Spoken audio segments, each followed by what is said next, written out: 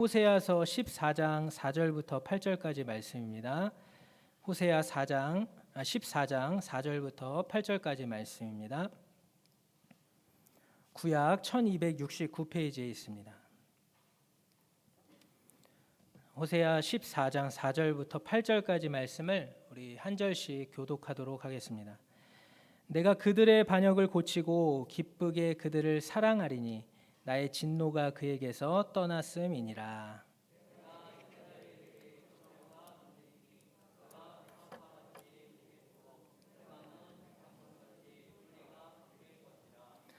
그의 가지는 퍼지며 그의 아름다움은 감람나무와 같고 그의 향기는 레바논 백향목 같으리니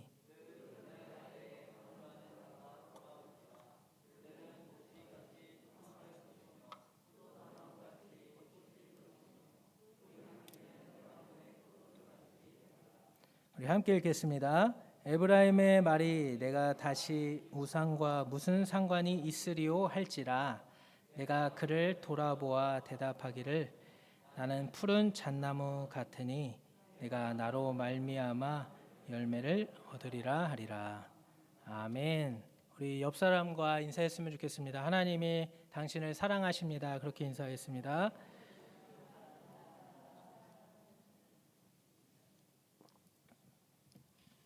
오늘 본문 이제 호세아서 오늘 마지막 시간인데요. 오늘 본문을 통해서 사랑하는 성도님들과 하나님의 비전을 나누기를 원합니다. 오늘 본문 4절에서 8절까지 말씀을 보면서 하나님의 비전을 생각해 보게 되는데요. 먼저 우리 성도님들은 하나님의 비전이 뭐라고 생각하시나요? 한번 질문을 드려보고 싶습니다. 혹시 하나님의 비전이 뭐라고 생각하십니까? 하나님의 비전은 무엇일까요? 저는 하나님의 오늘 말씀을 통해서 제가 깨닫게 되는 것은 하나님의 비전은 바로 고치는 고치는 것입니다. 오늘 본문 4절을 우리 다시 한번 읽어보겠습니다. 내가 그들의 반역을 고치고 기쁘게 그들을 사랑하리니 나의 진노가 그에게서 떠났음이니라. 아멘. 앞절에 보시면 내가 그들의 반역을 고치고라는 말씀이 있죠. 이 고치는 것에 대해서 생각을 해보다가 누가 고칠까라는 생각을 한번 해보게 되었습니다. 가만히 생각해 보니까 결국 자기 것이라고 여기는 사람이 고치더라고요. 내 것도 아닌 남의 것을 자기 돈 쓰고 힘들여서 고치는 사람은 없을 것입니다. 오히려 하라고 하면은 불평하고 불만을 할 거예요. 교회도 마찬가지인 것 같습니다. 교회를 얼마나 자기 것처럼 소중히 여기고 있는가, 그 마음에 따라서 여러 가지 모습이 나타날 것입니다. 제가 인터넷에서 좀 자료를 찾아봤는데요. 이런 생각을 하면서 주인과 사꾼에 대해서 한번 검색을 해봤더니 여러 가지 글이 나오더라고요. 그래서 그중 이 주인과 사꾼의 차이에 대해서 적어놓은 글이 있는데 공감이 되는 부분이 있어서 좀 성도님들께도 한번 읽어드리려고 합니다. 주인과 사꾼의 차이. 사꾼은 자기가 일한 것에 대한 보상을 받기를 원하나 주인은 자신이 일한 것에 대해 보상을 생각해 본 적도 해보지 않으며 종업원은 돈에 따라 움직이나 주인은 그렇게 하지 않으며 주인은 돈을 못 받고 어려워도 참고 견디지만 사꾼은 월급을 못 받고 어려우면 직장을 옮긴다. 교회에 문제가 생겨도 마찬가지니 교회에 어려움이 생기면 참된 교회는 어떻게든 해결하려고 하지만 사꾼 교회는 교회에 문제가 생기면 목사에게 알려서 목사가 해결하라고 요구한다.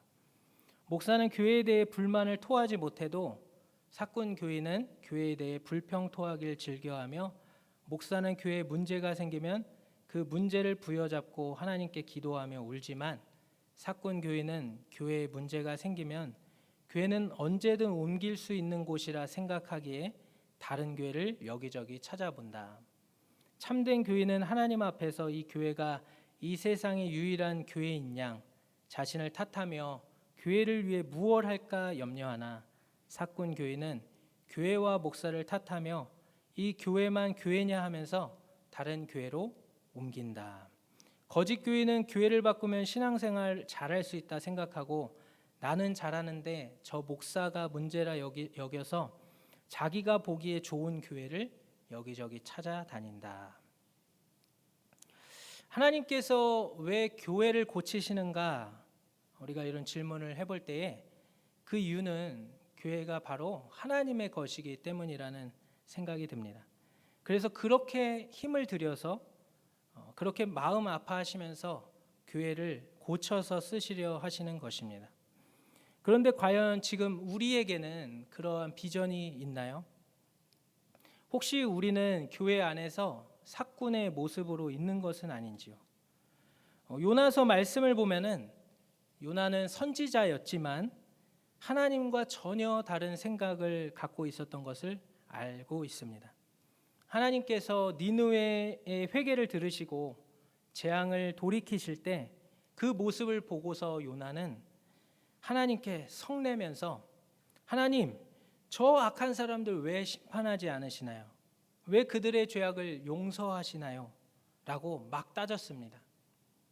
요나가 그렇게 따졌던 이유는 요나는 그들의 주인이 아니었기 때문입니다. 그래서 요나에게는 아끼는 마음이 없었습니다. 그러나 하나님은 주인이십니다. 하나님은 주인이시기에 우리보다 자신의 것을 훨씬 더 아끼십니다. 주인이 아끼는 거죠. 우리는 주인이 아니고 하나님은 주인이십니다. 그래서 하나님은 그렇게 니느웨 백성들을 아끼셨던 것입니다. 그래서 요나가 하나님께서 니느웨에 재앙을 내리지 않는 모습을 보고 하나님께 불같이 성을 내고 있을 때 하나님께서 요나에게 이렇게 말씀하십니다. 요나서 4장 9절부터 11절 말씀인데요. 우리 한번 같이 읽어보겠습니다.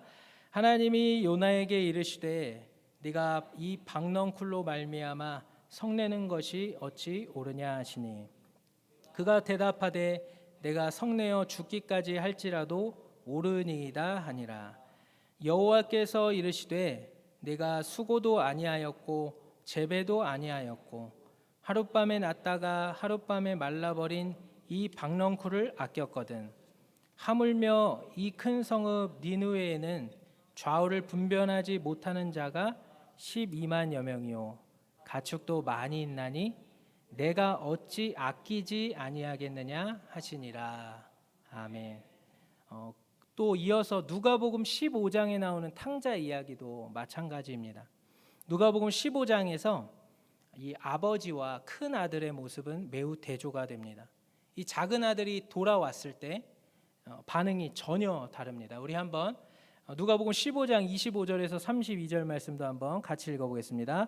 맏아들은 밭에 있다가 돌아와 집에 가까이 왔을 때에 풍악과 춤추는 소리를 듣고 한 종을 불러 이 무슨 일인가 물은데 대답하되 당신의 동생이 돌아왔음에 당신의 아버지가 건강한 그를 다시 맞아들이게 됨으로 인하여 살찐 송아지를 잡았나이다 하니 그 다음 보세요.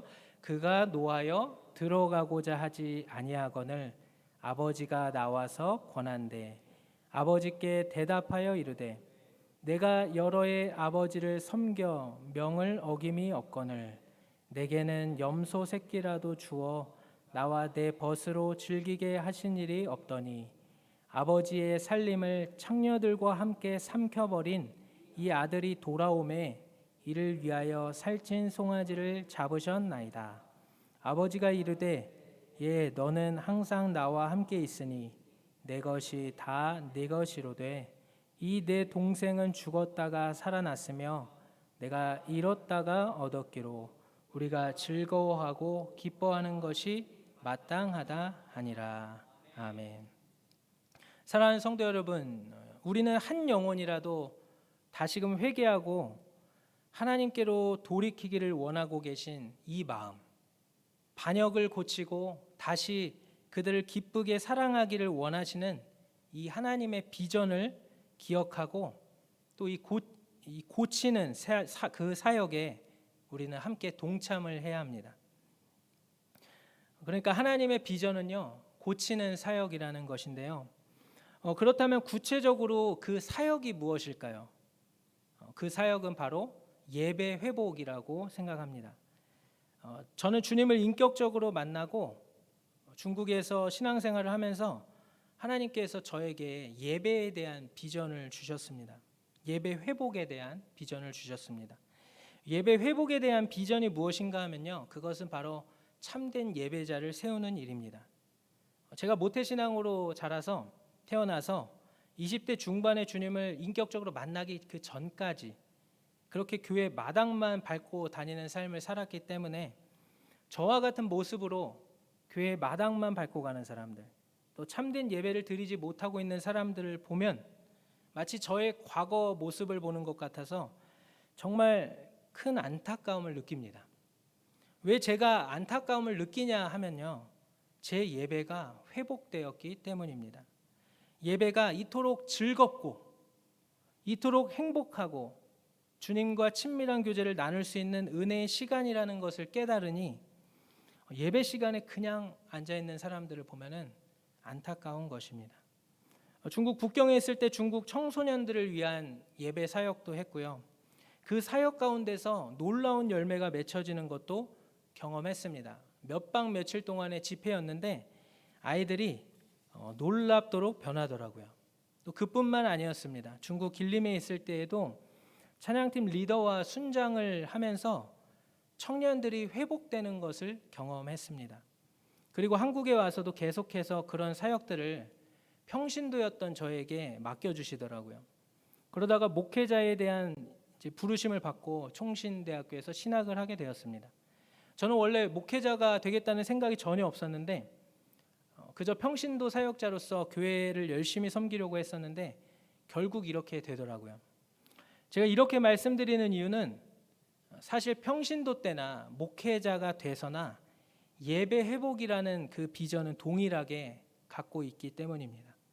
그리고 목회자가 되어서도 지금 이렇게 사역자가 되어서도 지금까지 이 사역을 하면서 참 큰 보람을 느끼고 있습니다. 비록 어렵고 힘들 때도 있지만 이 성도들이 또 참된 예배자가 되어가는 그런 모습들을 보면서 힘든 것과는 비교할 수 없는 그런 큰 기쁨을 느낍니다. 저는 앞으로도 이 사역을 계속해 나갈 것입니다. 그리고 제가 바라보는 비전은 예배 회복의 사역을 통해서 변화된 한 분 한 분이 이제 이 사역을 섬겨 나가시는 것입니다. 저는 그것을 꿈꾸고 있고 그것을 바라보며 달리고 있고 그 가운데서 많은 열매를 보게 됩니다.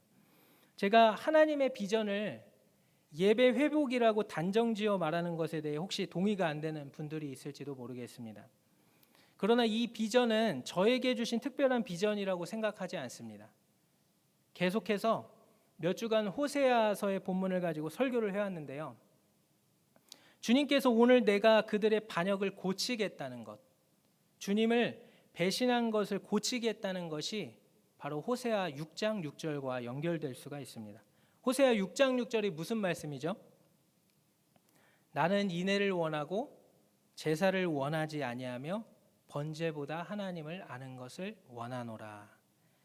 호세아 시대 때는 분명히 예배를 드리긴 드렸으나 하나님이 원하시는 예배, 하나님이 받으시는 예배를 드리지 못했습니다. 그러나 이 문제는 모든 시대에 나타나고 있습니다. 가인의 제사는 받지 않으시고 아벨의 제사는 받으신 것, 이사야에서 언급되는 마당만 밟고 가는 예배, 손에 피가 가득한 예배, 그리고 오늘 본문인 호세아 시대, 그리고 신약 시대의 예수님 당시 바리새인들과 서기관들의 모습, 신약 성경에 나오는 수많은 교회들, 그리고 오늘 이 시대의 예배의 모습까지 예배 회복이 필요하지 않은 적이 없었습니다. 그렇기 때문에 오늘 호세아 본문에서 나오는 그들의 반역을 고치고라는 뜻을 참된 예배자를 세우는 것으로 이해하시면 좋을 것 같습니다. 5절부터 7절에는 백합화와 감람나무 그리고 레바논 백향목 등을 통해서 하나님의 백성들의 회복과 기쁨을 표현합니다. 이런 백합화나 감람나무 그리고 레바논 백향목에 대해서도 한번 어떤 의미인지 찾아보면 좋겠지만 시간 관계상 레바논 백향목에 대해서만 조금 말씀을 드릴까 하는데요. 우리 한번 그림을 보실까요? 이 레바논 백향목은 레바논이 주 산지로서 재질이 곱고 단단하여 최고급 건축 자재로 쓰였다고 합니다. 지금 보시다시피 레바논 국기에 이 나무가 그려져 있을 만큼 팔레스타인 전역에서 가장 아름답고 귀한 나무로 손꼽히는 나무이기도 합니다. 이 나무는 다 자라면 높이가 약 40m, 둘레가 10m 이상 될 만큼 위용을 자랑한다고 합니다. 그리고 오늘 본문 6절에서 그의 향기는 레바논 백향목 같다고 하는데 이 백향목 수지에 방향이 있어서 온 숲속에 상쾌한 기운을 조성한다고 합니다. 오늘 5절부터 7절에 등장하는 백합화, 백향목, 감람나무 등은 모두 위엄, 힘, 영화, 영원함, 또 복, 평화, 아름다움을 상징하는 것들입니다. 오늘 하나님께서 이스라엘이 백향목, 감람나무 같을 것이라고 하셨는데 언제 이런 회복을 맛보고 언제 하나님의 백성들이 이러한 명성에 걸맞는 삶을 살 수 있을까요? 그것은 바로 우리의 예배가 회복될 때입니다. 위엄과 힘과 영화와 영원함과 복과 평화와 아름다움 등이 모두 예배 가운데서 경험되어질 수 있는 것들입니다. 예배는 정말로 놀라운 것입니다. 그런데 이 예배의 가치를 모르는 사람들이 너무나도 많습니다. 그렇기 때문에 예배가 우선순위에서 한참 밀려나 있습니다. 지각도 많이 하고요. 예배 때 아무런 기대도 사모함도 없이 나오기도 하고요. 어떤 사람들한테는 예배가 빠지면 벌 받으니까 벌 받을까 봐 나가야 하는 정도로 인식되어져 있기도 합니다. 또 예배 때 핸드폰하고 잠도 잡니다. 찬양할 때 찬양 안 부르고 기도할 때 그냥 눈 뜨고 앉아 있고 말씀 들을 때는 집중도 안 합니다. 저는 사실 예전에 그랬습니다. 그게 저의 모습입니다. 그러나 이 예배의 중요성을 인식하고 나서부터는 핸드폰을 아예 꺼두고 찬양도 힘차게 부르고 말씀도 집중해서 듣고 합니다. 그런데 사역을 하다 보면 그런 귀중한 예배 시간에 떠들고 장난치고 핸드폰 보고 잠자고 찬양 안 부르고 말씀 안 듣고 있는 그런 아이들 또 성도님들을 보게 됩니다. 그러나 그런 자들을 세우는 것이 그런 자들을 참된 예배자로 세우는 것이 저의 사역의 비전이라고 생각합니다. 물론 사역의 수고와 헌신이 요구되지만 그러나 그것으로 맺혀지는 열매는 비교가 되지 않을 정도로 큽니다. 우리 성도님들도 예배의 영광과 기쁨을 맛보셔서 예배 회복을 위해서 헌신하는 그 일에 함께 동참하시길 바랍니다. 말씀을 정리하면서 예배가 얼마나 놀랍고 위대한 것인지 몇 가지 예배에 관한 명언들을 나누고 싶습니다. 토저 목사님은 하나님께서는 기쁨에 사로잡혀서 찬양하고 송축하며 예배하는 영혼들을 통해 자기의 일을 하신다라고 말했습니다. 또 존 파이퍼는 예배는 우리가 하나님의 가치가 내뿜는 찬란한 광채를 받아 기쁜 마음으로 하나님께 다시 반사해 올려드리는 한 가지 방법이다라고 말했습니다. 또 잭 헤이포드는 예배자를 예배의 대상 되신 주님처럼 변화시키는 그것이 예배이다라고 말했습니다. 그리고 마지막으로 리처드 포스터는 하나님께서 정하신 우선순위는 예배가 첫째이고 둘째는 섬김이 둘째이다라고 말했습니다. 우리 성도님들의 삶 속에 예배의 회복에 있기를 바랍니다. 코로나로 인해서 예배가 너무나도 어려운 상황이지만 그러나 예배의 가치는 결코 변하지 않습니다. 예배를 결코 소홀히 여길 수 없습니다. 날마다 예배를 통해서 하나님의 놀라운 은혜를 경험하고 맛보며 예배 회복을 위한 사역에 함께 동역하는 우리 성도님들 한 분 한 분 되시기를 바랍니다. 우리 함께 찬양하고